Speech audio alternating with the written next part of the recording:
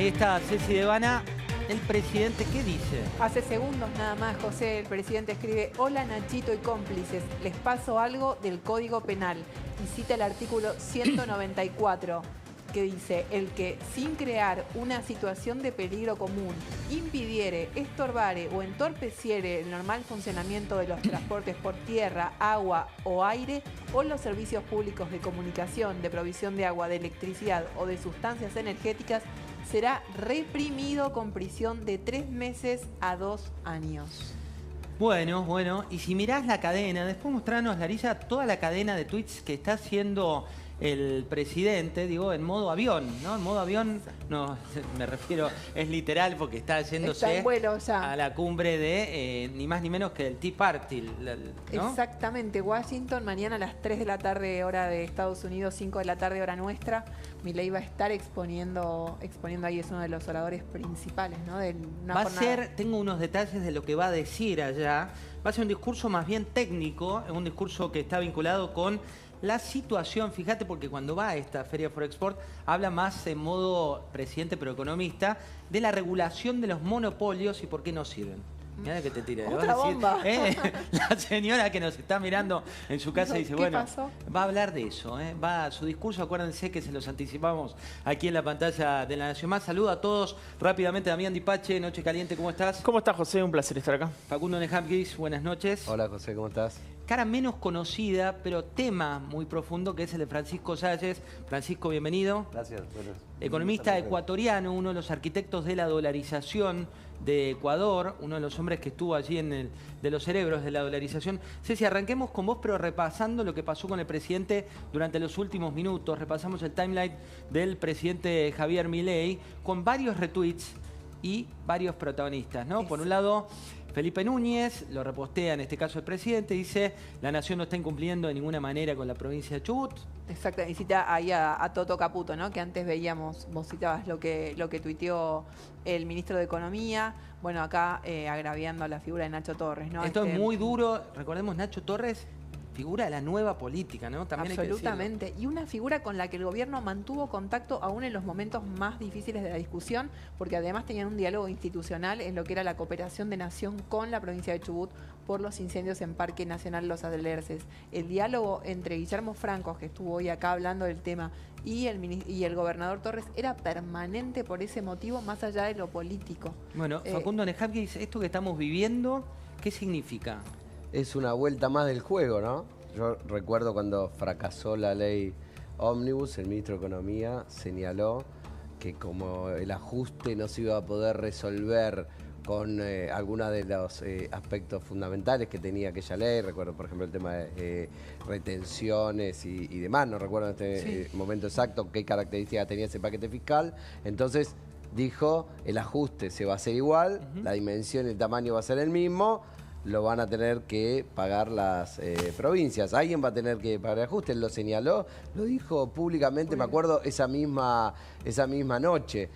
Viernes 26 de enero fue, parece una viernes eternidad. 26 de enero. Viernes 26 de enero, 8 de la noche. Yo creo que estamos viendo varias rondas de ese juego. Vimos la suspensión del fondo para el transporte público en el interior, de subsidios para el transporte. Después vimos la suspensión del FONIT para el incentivo docente. Y ahora estamos viendo esto en particular a las provincias. Aparentemente, en el caso de Chubut parece que fue más fuerte, pero por lo que dicen algunos otros gobernadores, a otros gobernadores ha pasado algo similar y por eso se despierta una solidaridad casi Es interesante casi lo que absoluta. decís y está vinculado con lo que tuiteó Caputo, y me interesa la opinión de Damián Dipache, cuando Toto Caputo, el ministro de Economía, tuitea, cita a otras provincias. Creo que en el tuit pone, hay otras 10 provincias. ¿Qué es lo que se pelea?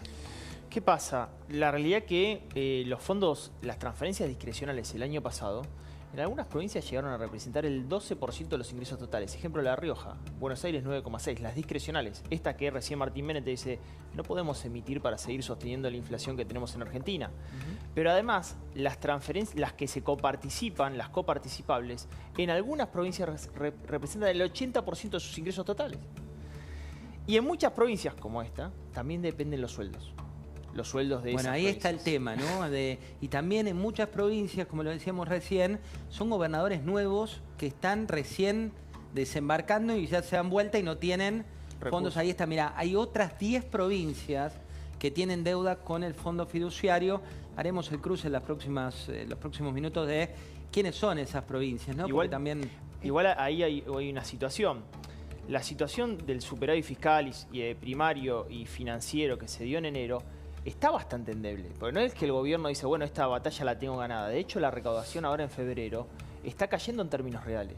José, está cayendo 33%. Sí, el impacto de la economía real. Claro. Entonces, o sea, te está cayendo la recaudación, vos tenés que querés ir a un superávit. Bueno, no está la posibilidad alguna que la nación pueda incrementar justamente las partidas para sostener a las provincias, ¿no? Mira, le estaba diciendo a Caro si podíamos poner un gráfico, me lo recordaron recién en tweet, para que veas la situación de las provincias. Mirá, ¿no es, ¿viste que Martín Menem te dijo 10 años? Sí. Miren este gráfico. Santa Fe, 2004 al 2022, ¿cuánto creció su PBI? 53%. Fíjate cuánto creció el gasto público respecto al producto. PBI, 120... el conjunto de riqueza que genera de la producción de esa provincia en un periodo de un año. Sí, no, esto fue del 2004 al 2022. Wow. Justamente cuando te decía Martín Menem los últimos 20 años, acá lo tenés, en datos. Mirá. Fíjate, creció 53% su economía, pero el gasto público creció 123%. Chaco, creció 84% su economía, pero el gasto público creció 117%. San Juan creció 59%, su gasto público 106%. La Pampa creció 72%, su gasto público 100%. Buenos Aires 57%. Fíjate, todo, ninguno le cierra las cuentas. Acá está el punto. Vamos a lo que está pasando con Nacho Torres. Acaba de tuitear Nacho Torres, lo viste en la entrevista de Luis Majul, Esteban Trebucchi también, de Pablo Rossi, y acaba de tuitear, y quiero tu análisis, Facundo, esta noche. Me habían dicho que los viernes sean tranquilos. Presidente, quiero decirle que a diferencia de otros, yo no le tengo miedo. No vamos a ceder ante sus insultos, amenazas o aprietes. No creo en la violencia y voy a defender, fíjense la semántica, ¿no?, a los chubutenses, que es su territorio, hasta las últimas consecuencias. Usted tiene que gobernar para todos los argentinos, repetimos, como bien decía Ceci, lo dice Nacho Torres, que en definitiva es un aliado, un conjunto de intersección. Sí, claro. ¿Facundo? No, acá hay otra discusión adicional a la que estábamos describiendo recién. Una es la discusión, por supuesto, por los recursos. Y la otra es la discusión con quién carga con el peso del ajuste. A ver, porque al final del día los que prestan mucho de los servicios son los gobernadores. Entonces, el ajuste que hace el Estado Nacional y que le exige a las provincias va a tener un impacto directo sobre los servicios que presta los gobiernos provinciales. Educación, transporte. Entonces la pregunta es, si los gobernadores no discuten con el Poder Central, el peso del ajuste lo tienen que cargar ellos. Es decir, la sociedad les va a reclamar a ellos por la caída en los servicios, en la calidad o el aumento en el precio de los servicios. En fin, todos los aspectos vinculados a un Estado que va a cumplir muchas menos funciones que la que cumplía antes, que va a tener menos cobertura y que los servicios que presta van a ser más caros o que incluso se va a ver, por ejemplo, como en el caso de La Rioja, obligado a emitir un bono. Entonces, la pregunta es, si el gobernador no dice nada sobre eso, los ciudadanos de su provincia, hay un tema también de